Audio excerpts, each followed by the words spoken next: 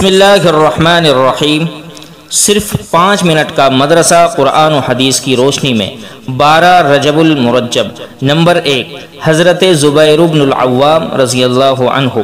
حضرت زبیر بن عوام رضی اللہ تعالی عنہ بھی ان خوش نصیب صحابہ میں ہیں جن کو رسول اللہ صلی اللہ علیہ وسلم نے دنیا ہی میں جنت کی خوشخبری سنا دی تھی۔ آپ اسلام لانے والوں میں چوتھے یا 5ویں صحابی ہے۔ انہوں نے 15 سال کی عمر میں اسلام قبول کیا، حبشہ اور مدینہ دونوں کی ہجرت کی، رسول اللہ صلی اللہ علیہ وسلم کے ساتھ تمام غزوات میں شریک رہے۔ غزوہ خندق کے موقع پر رسول اللہ صلی اللہ علیہ وسلم نے فرمایا، کون ہے جو دشمن کے لشکر کی خبر لائے؟ حضرت زبیر رضی اللہ تعالی عنہ نے عرض کیا کہ میں خبر لاؤں گا۔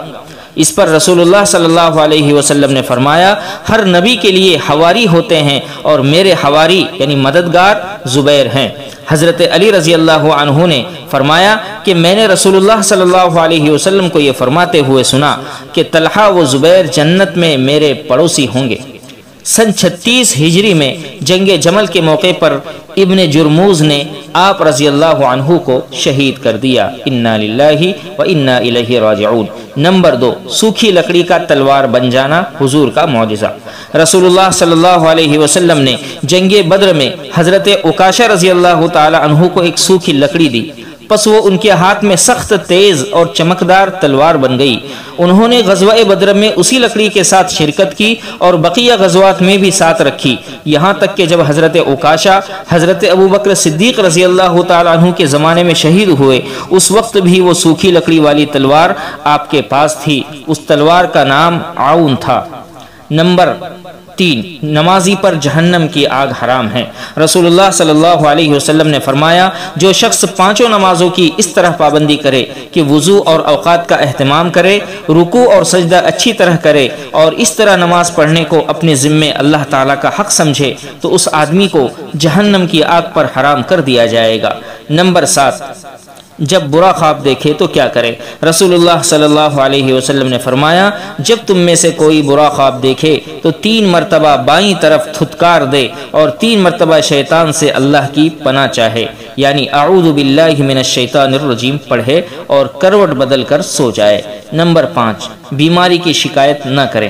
رسول اللہ صلی اللہ علیہ وسلم نے فرمایا، اللہ تعالیٰ فرماتا ہے کہ میں جب اپنے مومن بندے کو بیماری میں مبتلا کرتا ہوں اور وہ اپنی عیادت کرنے والوں سے میری شکایت نہیں کرتا تو میں اس کو اپنی قید یعنی بیماری سے نجات دے دیتا ہوں اور پھر اس کے گوشت کو اس سے عمدہ گوشت اور اس کے خون کو عمدہ خون سے بدل دیتا ہوں تاکہ نئے سرے سے عمل کرے۔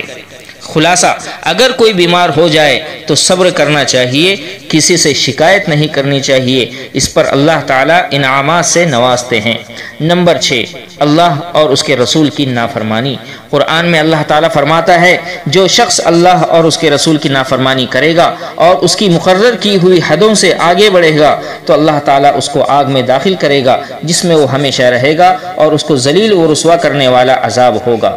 نمبر 7، صرف دنیا کی نعمتیں مت مانگو۔